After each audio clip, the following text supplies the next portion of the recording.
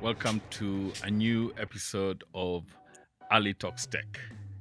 Today, I'm super humbled to have my good friend, my sister, Dr. Shikoh Gitau. Shikoh, how are you? I am well. Thank you for having me here or talking me to be here. It is super exciting to have you here today. So Shikoh, just like I tell all my guests, I always like to start with the personal and the professional. Mm-hmm. Who is Shikoh? Tell us a little bit about yourself, and then, we'll delve into the tech conversation that you have been involved in your career. Okay, how do I describe myself? I am a mom. I like starting with that because my son will ask me, Mommy, you didn't talk about me. So Kiama, I am your mother. And he don't just say I'm a mom, just say I'm Kiama's mommy. So I'm Kiama's mommy. I'm a daughter. I'm a sister. I'm a friend. And I always say this is very important. I discovered the other day you are a twin. Yes, I do. I have an identical twin. Wow. Who looks exactly like me and sounds like me. That's interesting. And she's almost in tech. She works in almost in tech. Yeah, she works in children's tech. So Okay. she's more from the social justice side, but runs a platform called Mtoto News. Mtoto News. Yes. Where have I heard that name before? It's very popular amongst the social justice Okay. side of things. Yes. I'm a friend. I say I'm a lover of God because that's a very important part of my life. Okay. So yeah, that's me. I'm a Kenyan. I'm a very proud African. Msichana wa Kiafrika. Kabisa 100%. Like I have no qualms being very proud of being an African woman. I love being African woman in tech because we need to have more young women seeing more African women in tech and embracing that title. Yeah, so I'm many things. Yes, but most important, I'm just me. I'm Shikoh. So, Shikoh, how did you get into tech? Just take us through that, your early life, where you are at now, your time at Alpha. For those of you who may not know, I'm referring to Safaricom's Alpha project, which was shut down a couple of years ago. So I always say I stumbled into tech. I didn't choose to be in tech. I was watching Jack's clip, and they were saying, "Oh, when you talk to people in the US, they say I was exposed to the internet when I was 3 years old." No, I was exposed to the internet when I was at university. So I always say I came to computer science through mathematics. Uh-huh. I am one of those children who loved maths. Uh-huh. So I especially loved doing maths, the hard ones. Like I really enjoyed it. And I had an amazing teacher, Mrs. Lois Koele. I always tell her name. She passed away a few years ago, but I always talk about her name so that it is known that she really affected and influenced my life. And I know in Form 3, she called me and said, I like the way you approach mathematics. There's something about how you do your maths that is quite unique. Why don't you continue? So she gave me a challenge. And for a 15, 16-year-old, being given a challenge to go and do maths was an amazing experience for me. And so I loved maths totally. I did my maths, did my classmate maths, was teaching Form 1s and Form 2s and Form 4s maths. So when I went to university, we had 3 programs. We had theology. I say I love God very much. Theology I was not going to do. Commerce sounded boring. Okay.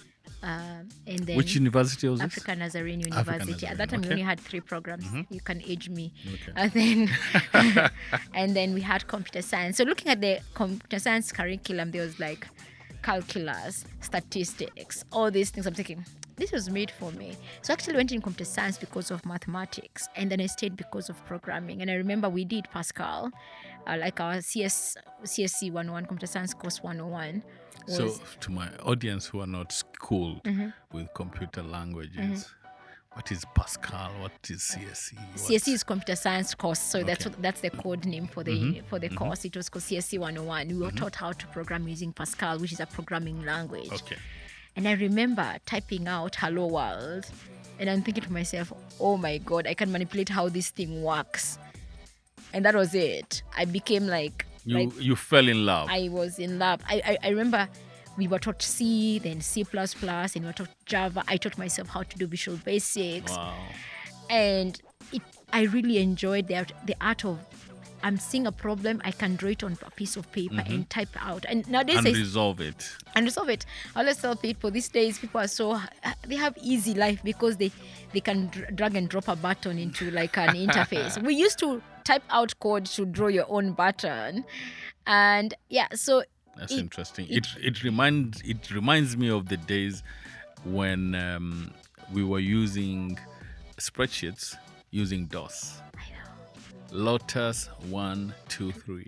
Okay, mimi si mzee hivyo. God.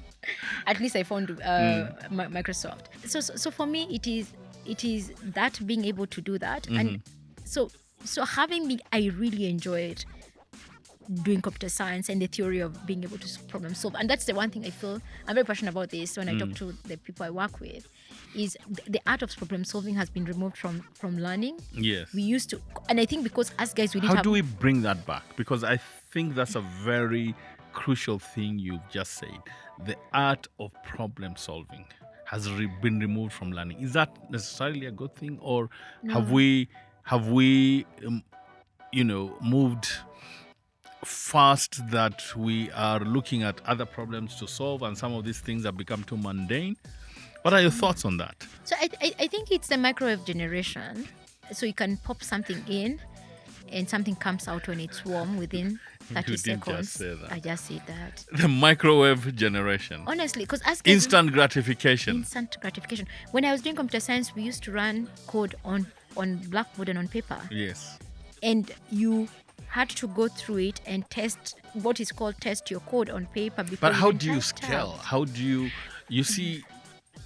I hear what you're saying. Yes. But when you have humongous platforms like Facebook, LinkedIn, Twitter, how do you scale without automating a lot of those processes? And I'm saying it's automating that process. What us guys we used to be taught is to pause and reflect on what you've done, not move to the next thing. And that is the thing that most people now don't have is, I want to write yet another app. I want a huge portfolio. So I'll write as much code as possible without reflecting, what problem am I solving? Who is my user? Am I solving an actual problem? Interesting.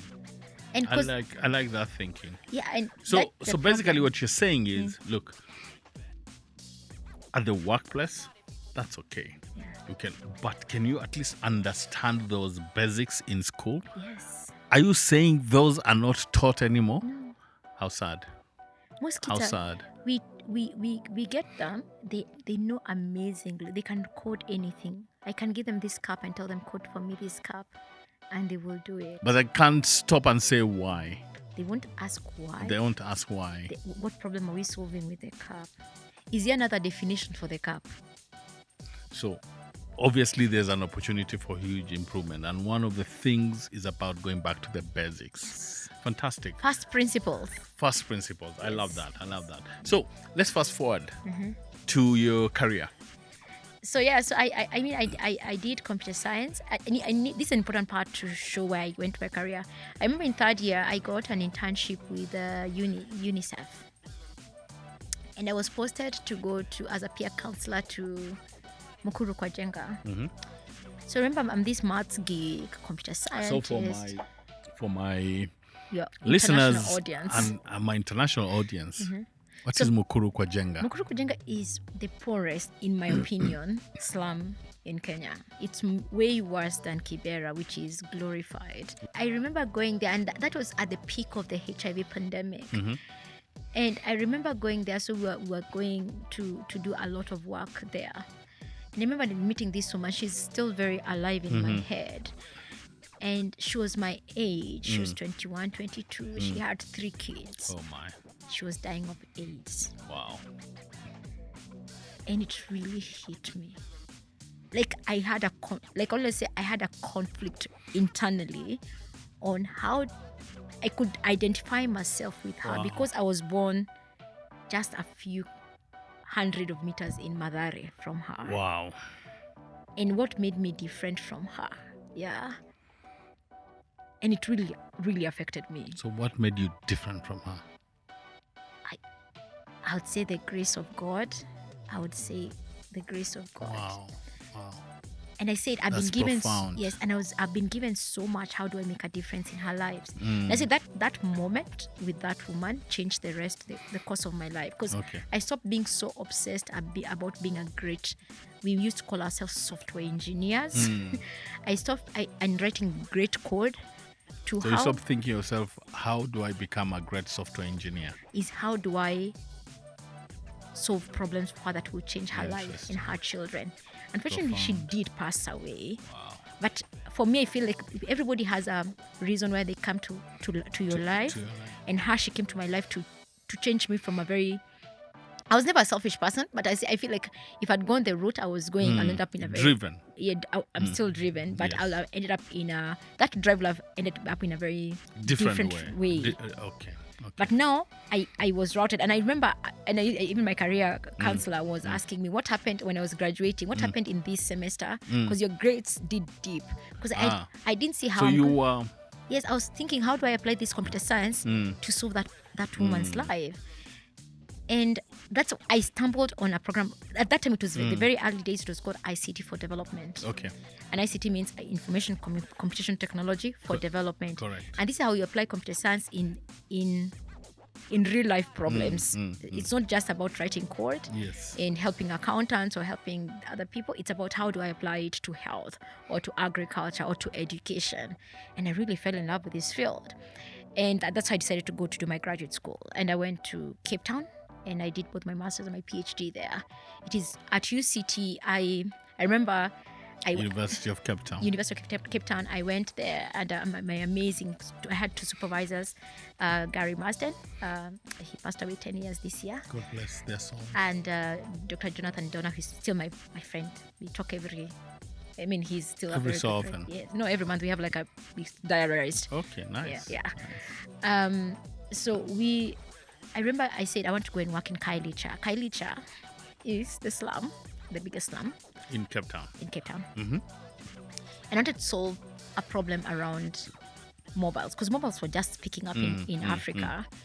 And mobile internet had just come in. Like, think about Edge, 2G. There's this Gen Zs, I'm thinking, what are you talking about? It's not Volte, it is Edge, 2G. And I was saying, what would happen if we gave internet to every African person? What would they do with it for the first time? So the first time they experience the internet is on their mobile phone. What would that look like? And that was my research. It is the first kind of research that was done. I'm very proud of that piece of work. And I remember we did that research, and we just took 30 semi-literate women and trained them on how to use internet, gave them, thanks to the Nokia Research Center that was in Nairobi, gave them mobile phones. And we trained them how to use the internet and said, okay, let's leave them for... It's amazing how we take things for granted now. Right? I know. I recall how even Safaricom used to teach people how to use SMS. I know.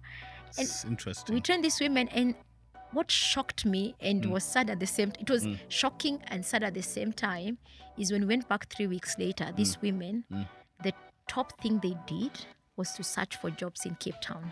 Wow. And I'm thinking to myself, so I said, okay, show me how, okay, now that you've searched for jobs, what do you do next? And the painful thing, I don't know if you remember those Nokias with a 4.5 inch. Absolutely. People don't understand what a 4.5 inch screen. Oh, man. My first phone was a Nokia back in 98. Okay. Those blocks. Wow. Yeah, okay. But there was no internet then. Yeah, there was no internet. Yes. So somebody typing out their CV, on that screen. Oh, I'm thinking, we can solve this. I went, typed out this very simple code that would be able to ask them questions. Just a simple web form that would ask you questions. That they can go through online. Yes, answer questions on their phone. What's your first name or their second name? And at the end of it, we'll just crunch out a CV and send to their... Oh, nice. Appropriate technology. And I remember at that time it was very early days of cloud computing. So I remember writing my piece, my concept note that I'm going to use cloud computing to solve for youth unemployment. And everyone's like, are you sure you can do cloud computing? I said, but this is exactly what we're doing. We want everything to live on the cloud. Correct. Their CVs to live on the cloud because they don't have enough space On their phone. Yes. And I remember doing that in one of, doing a PhD is like character development. And one of the, do you not understand the concept of cloud computing? It's just very new. We're not sure it's going to take off. What? Yeah. And I You said, had those conversations then? oh, yes. How many years back was that? Like you're aging me. So that was like 12 years ago. Wow. And I remember, so I said, yes, we can. And we did it. And Umeli, which ended up, the platform ended up being Umeli, ended up being used by 1 million users. Umeli. Yes. And What does that mean? Umeli means the bridge. The bridge. Yes. Because my goal, I always in my life's work is to connect people to opportunities using technology. So Umeli was the bridge to connect these people to technology. Hitting 1 million people was beyond my wildest dreams. And I was thinking, what? That is amazing. That is amazing. Remember, this is not, it's 2009. So this is your thesis This is my thesis. for PhD or Yes, for my PhD. For your PhD. Fast forward. So at that point, Google found about me. They convinced me. I remember Google calling me and saying, "Oh, I'm calling from Google. We've identified you've been told So you were about you." headhunted Yes. by Google. Are you able to come and work for Google? I'm thinking, yeah, right. I'm the queen as well. How would Google find out about me? So And you thought it was a scam? Yeah, I honestly thought it was a scam. They called me thrice. Wow. So the third time I went to my supervisor, I said, okay, these guys, they seem persistent. So he told me, you have nothing to lose. Just go. You have nothing to lose. So I started in Google in 2010. This was still in South Africa? No, in London. In London now. Okay. Oh yeah, I started in 2010. It was so cold. I hated it. So I was in London. So you moved from South Africa To London. To London. And what were you doing at Google for 3 years? At that time, Google did not have an engineering team for Africa. They were just setting up. So they sent me to London because I was very insistent on working in Africa. So they told me the only team that was working in Africa was the mobile team. In London? Yes, in London, and it's based in London. And the mobile team is what is called Android now. Yes. And for me, that was great because you enter a room and you're the only black person. You're the only mirror there. No, the only black mirror. Yeah. So I remember getting into a room and they were talking about Africa. I'm thinking, are you sure? Then African experts. Yeah. Then I remember this chick. She's called Fiona. She's amazing. I still love her. Like Fiona Lee. Small Chinese woman. Yes. She was like, Shikoh, you have to speak. And I'm thinking, I can't speak. There's nobody here who knows Africa more than you. Absolutely. You've never been there. So why are you keeping quiet? So I remember speaking out and the VP calling me and said, what do you want to do for Africa? And I'm like, are you serious? He said, and it's Nelson. Nelson is still friends until today. What do you want us to do in Africa? I said, I think you need to solve for youth unemployment. If you solve for youth unemployment, you solve 90% of our problems. Wow. And he told me, okay, I want you to go and build for me a business case. You can go to any country you want. So I remember I'm thinking, I've just joined Google. You've told me to do a business case for youth unemployment in Africa. Wow. So I went. Good thing I was fresh from a PhD program. So a lot of things are still fresh in your mind. So I knew South Africa was covered. So I said, I can't generalize Africa. I can't be one of those people. So Africa is not a country, right? So I came to Kenya, I went to Ghana, I went to Senegal, and I did research to understand, and in Zambia, and I think I did Zambia as well, just to understand what are the different nuances, dynamics, and did this paper, and Nelson really tried to pushing for us to solve for it. Good thing is that Google keeps all its research. Yes. I think 5 years later or 6 years later. So you launched it. You prepared the paper. Prepared the paper. The business case. Yes. You presented it. I presented it, and and Nelson said it's a good thing. We tried getting a business case, but you see, Africa is a small market when it comes to Google. Oh yeah. Investing a lot of money it's not even a rounding error in their balance sheet, for sure. But the good thing is the product got launched a few years ago, 2007, 8. How many years later? Like 8 years later. Wow. But I always say, but you see, that is what innovation is about. That's true. It's not about instant gratification. It's about doing the hard work and knowing that if it is implemented, it's going to have the desired results. That's interesting. Yes. So after Google? I went to, I'm going to skip that job because Why? I was there for 9 months and Which job was that? no, I said I'm going to skip No, it. don't skip it. You can't skip it. So so remember my goody two shoes attitude about Yes. changing the world. So I Yes. was thinking I want to move from this highly commercial, fast moving Yes, environment. environment. I've done my stint there. I've learned how to do products at scale. Correct. Now I want to go and do good. So I joined an NGO. Oh my goodness, Wow. that was an interesting experience. I didn't last. You So didn't last. I didn't last because I think we just did not fit. Let's call it that way. Yeah, there was no fit. There was no fit. So you moved on.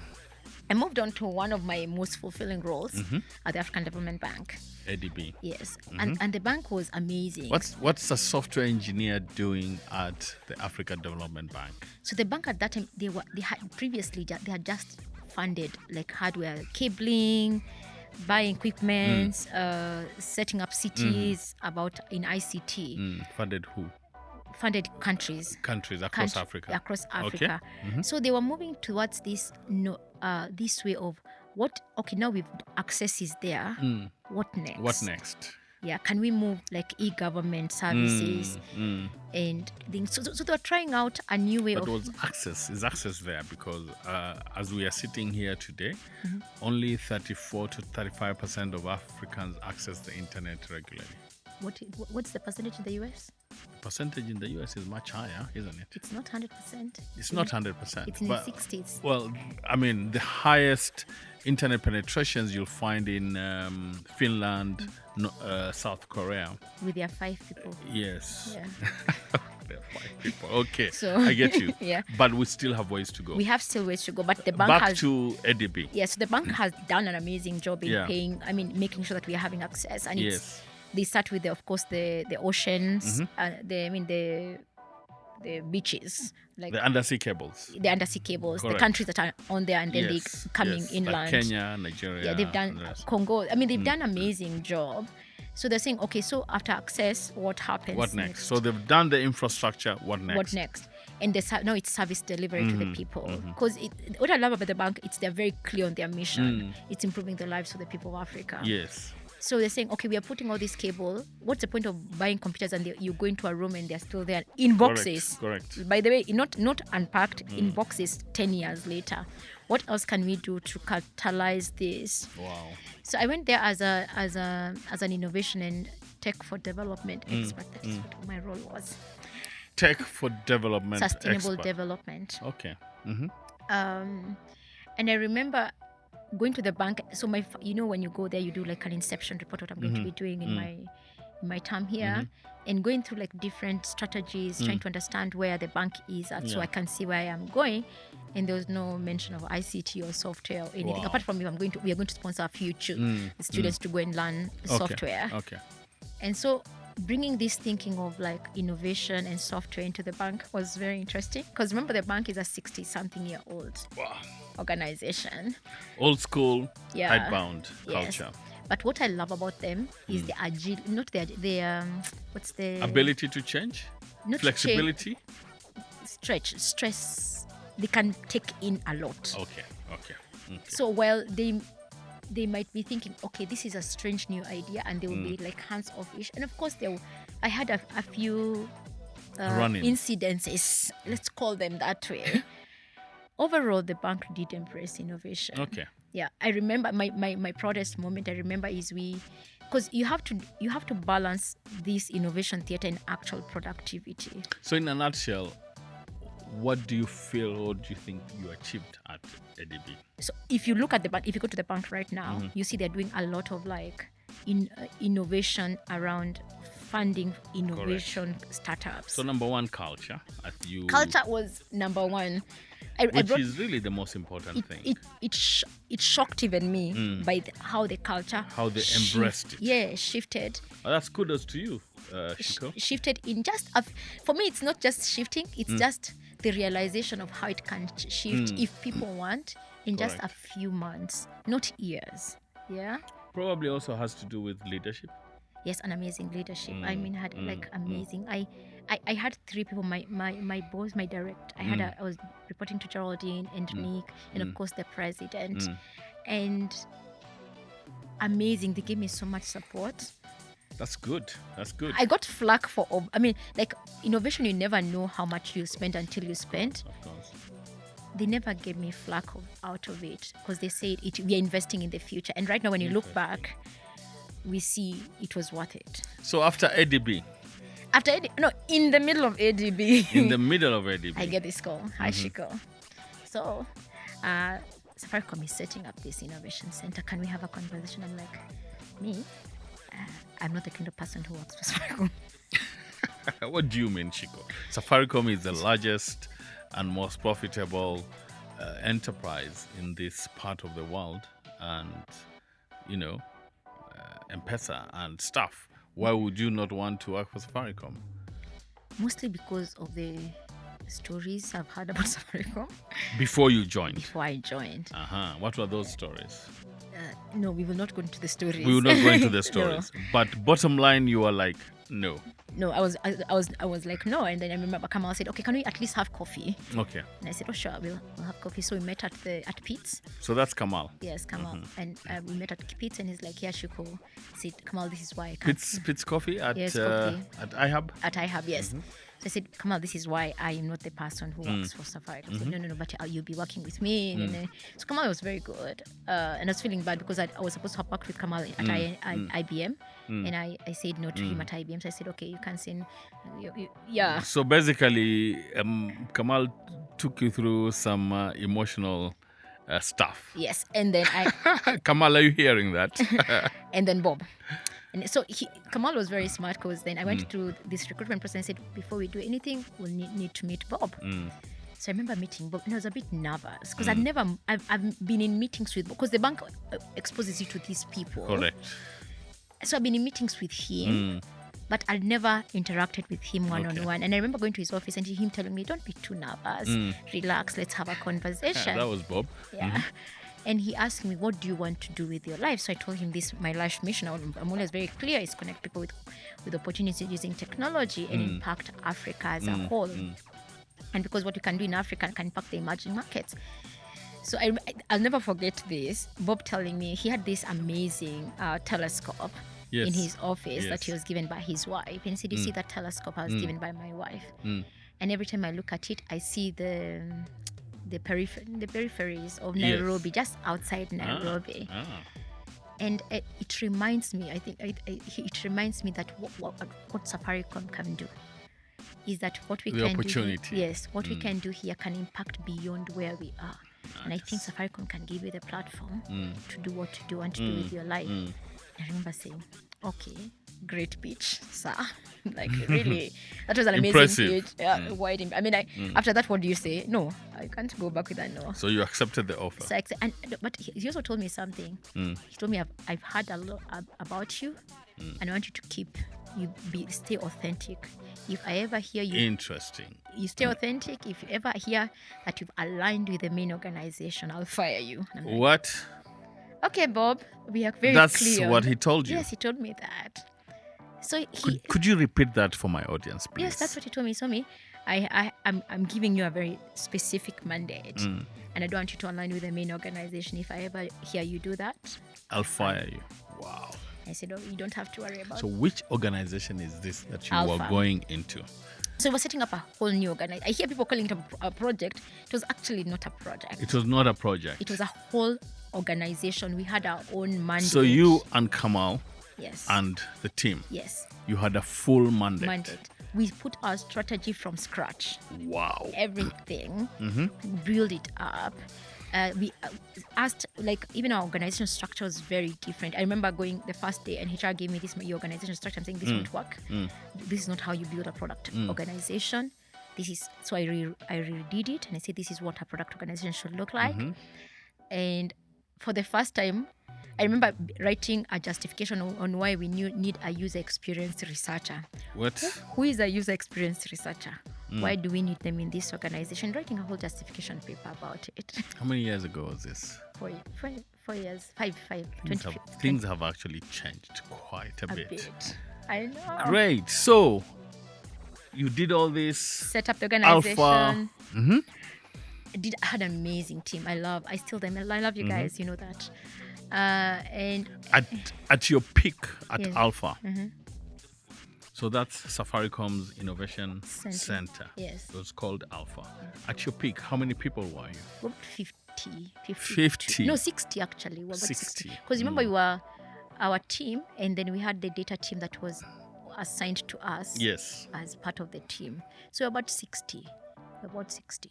So, I mean, we did, and what I liked about the team is we were given a very big mandate is to think beyond M-Pesa.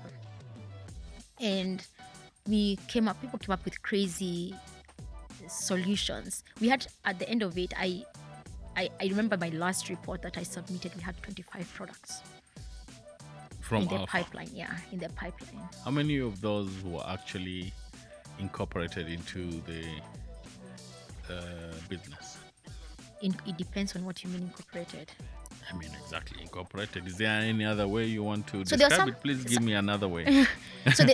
So there's chunking of a product and Yes. picking features of it Yes. and incorporating in a different Okay, app okay. that happened. So give us a lowdown on So that. those one. so if I was to take features that were picked, so there's one product that was broken up and features were taken and incorporated into another product. There's some that were launched in themselves fully. I was actually shocked when I saw the price. I'm like, oh wow! I thought, Interesting. yeah. So let's say about 20 to 30% of them. So light of day. Some sort of light of date, not in their pure sense. Which from an innovation pipeline perspective was great. an amazing Yeah. success. Yes. So I'm not going to ask you the hard questions on Alpha. Yes, please. Although I'm dying to. But I'm going to ask you, and I'm going to give you carte blanche to answer it the way you want. On a scale of 1 to 10, do you think Alpha was a success? It is like 15. It is like 15. Yeah. Success. So then why was it disbanded? Because as Kamal put it, and Kamal allowed me to see this from his lens after reflecting on it after the fact, Yes. is that sometimes when you set up this organization, the success of it is not on it growing by itself. It's the effect it has in the main organization. I love that. Yeah.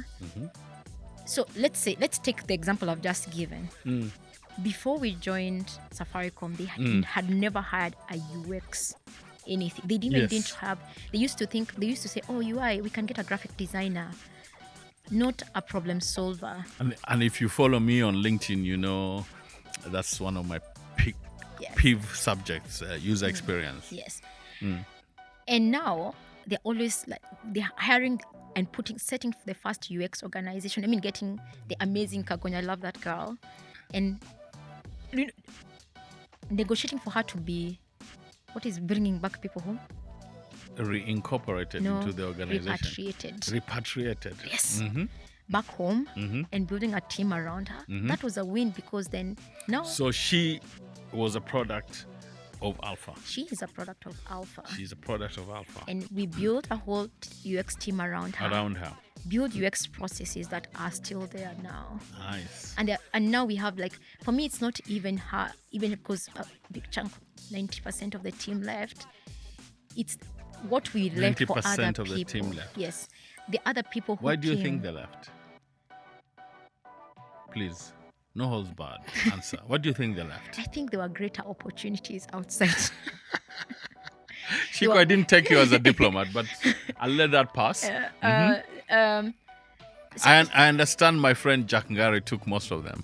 Microsoft. Love it. Yeah. Microsoft came and took most of them. Yes, and Microsoft is a great employer. All right. So for me, it is opening up those opportunities that are not there within Safaricom for other people. So right now, I like that. And not only that, even some of the things that we did internally within the organization that opened up other opportunities. And these things you not see in a press release or things that happen. And for me, that catalytic effect for our presence being there and being just unapologetically disruptive helped people see things differently, or not see different, because Safaricom has very smart people. Sure. Gave people the courage to do things differently. And that, for me, is a win. Shikoh, look, I love what you've told me. And as I was listening to you, my mind was going, maybe I should reconsider some of the things that I'm thinking about regarding innovation in organizations and innovation centers within corporates. Which brings me to something you posted on LinkedIn yesterday, and which I found quite profound. And I would love you to expound on that. You talked about innovation theater. And yesterday I was at an event, the CIO Africa Cloud and Security event. And as I was waiting for my turn to get onto the stage to moderate a session, I read your post and I was like, I must ask Shikoh about this tomorrow. What do you mean by innovation theater? So I've been doing this innovation work for at least 10 years. Yes. And I've been part of the problem. You have to start acknowledging where you're part of the problem. Interesting. And then you have to start working on the solution. So I have learned that innovation is not just about doing activities. It's about outcomes. Yes. Because at the end of it, you're bored. AI seminars. Design thinking. Doing courses. Yes, and design. stuff. Yes, design thinking workshops. You're doing a conference on innovation. All that is theater. You're looking like you're doing something. There's movement. But there's nothing substantial coming out of it. Yeah, that's why I'm very proud of like Alpha, because while we did a lot of the theater stuff because we needed to attract the right... You needed to sell yes, the vision. Yes. And attract the right kind of people and bring... Because, you know, when you're building an organization, it's about brand, customer, and revenue. So we needed to... Because we were not doing revenue, we needed to do brand and customer. But we had something substantial. I can say we built that and that and that and that, and nobody can argue about it. Most of the things I see when an organization is doing innovation or digital transformation is... It's become a buzzword. Yeah, we are going to do agile coaching and training for all people. We are going to go into agile scrums. We are going to be now doing squads. You're doing squads, but it's waterfall. The 2 minutes after doing the stand-up. So you do all these things that... Hold on, wait a minute. You know, you've just gone into tech jargon. Okay. Squads, stand-up, waterfalls. Could you just expound a little bit on those to my audience who may not understand this conversation? So it's project management. Okay. 101. Yes. Project management. So there are two ways of project management when it comes to tech. Yeah, there's the waterfall way of like you do this, then you do this, then you do this. Correct. Then there's the agile way where you're doing a number of things in parallel. Continuous improvement. And your continuous improvement. You don't have to, it doesn't have to be complete before you take it to the customer. Okay.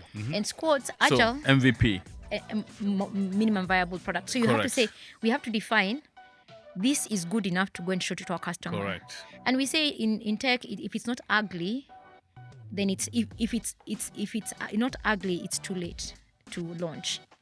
It has to be ugly when you're fast to your customers before as you're launching. Because when it's let customers come back and complain, let it have bugs. Yes. Let it have like this button is like on this which pixel. What's going on here, you guys? Okay. Ali will complain about you on LinkedIn.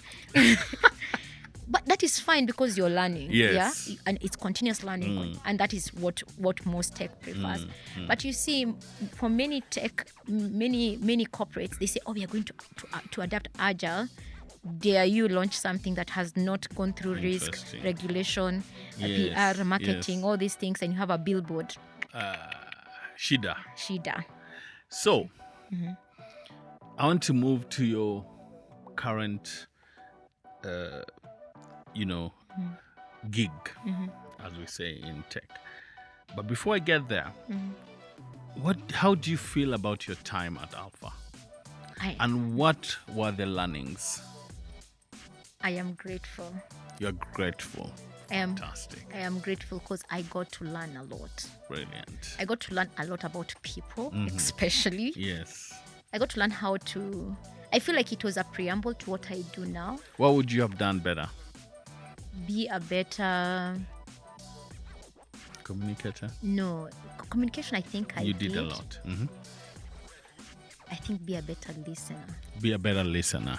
I like that. Because So, when you listen, let me just qualify that. Because it's not hearing, yes, it's listening. It's listening, And listening is not just about the words, it's the but meaning. internalizing the meanings. It's the meaning beyond the words. It's people's fears and aspirations. Yeah. The body language. The body language. So what it taught me is every time I enter a room, I can read the room. And I always tell this to my team, and they always laugh. I say that is an art you have to learn, because every time you enter a room, read the room. Know by the first word somebody says, or just how they are looking at you, know what they expect out of that meeting. I remember. I absolutely completely agree with you. A couple of weeks ago, I cannot reveal the client because I'm under tough, serious NDAs, but I was asked to go and talk to a regulator in the financial services sector in one of the African countries, to just talk to them about fintech and fintech regulation and what they can do. And the room, when I entered initially, you could feel the ice. It's like this fintech guy. You know, I'm as my brother Hare keeps on saying, you know, I have people who love to listen to me, and people who love to hate what I say. But I think that reading of the room was super, super important. But I think by the end of the day, it was a one-day seminar. We're good friends. Great.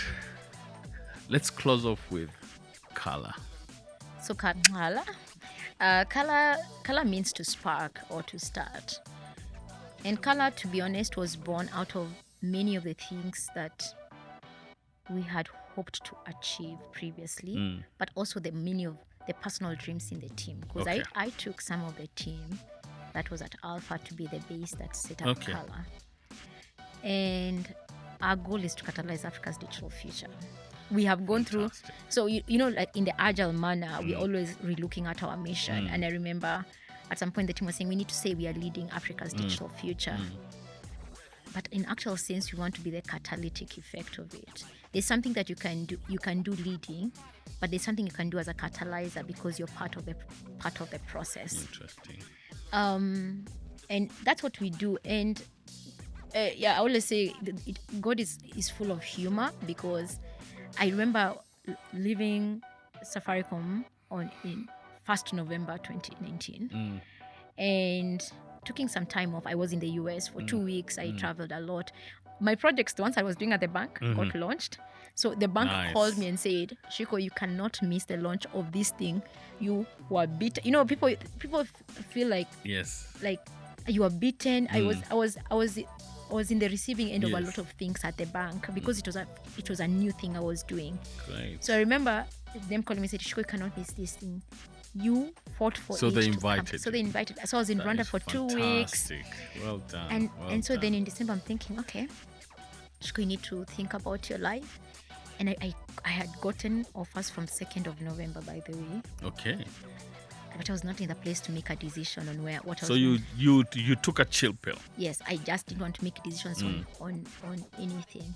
But then, I mean, I feel like I was feeling like, okay, I've traveled the world. Now I need to make a decision. And you did? No, actually, I didn't. My advisor, Jonathan, calls me and tells me, oh, I hear you're looking for a job now. And I said, yeah, I'm looking for a job. I said, okay, I have a job for you. But also have a client for you. And I'm saying, what? And tells me, okay, so you've been telling me for as long as I've known you that you want to change the world using technology. And I've walked your frustrations with you. When we can't achieve it, why don't you try it by yourself? I said, Jonathan, you're talking sense. How do I go about it? He said, I'm going to give you a soft landing. And so I talked about the idea of having a lab, all these things. He said, go and think about it. And I talked to two of my mentors, and told me, we didn't want to push you towards that direction, but it is quite obvious. This is your next Interesting. So Qhala was born. Qhala was born, and How is it going? I love it. And I was talking to somebody yesterday, saying, looking back, I see 2020, why things turned out the way they did. Because some of the things we've been able to achieve in Qhala in 2 years, we've never achieved in any other organization. That's possibly because of what my good friend Moses Kemibaro calls it, COVID-assisted digital transformation. Not necessarily. It's being in the right place at the right time. True. Because I remember when COVID was announced, we were barely 2 months. We had actually just checked into our new office. So 1st of March, got into an office. 13th of March, checked out of the office. Shikoh, we have to come to the end of this conversation. Yeah. I wish we had a little bit more time. Yeah. But as we move along, I'm sure I will be inviting you more to talk a little bit more about what you're achieving at Qhala. Yes. But thank you so much for accepting my invitation to come and talk today. Yes. And I want to also thank my viewers who have been listening in today. And to just remind you to subscribe on our YouTube channel and follow us on all the major podcast platforms. Thank you, guys.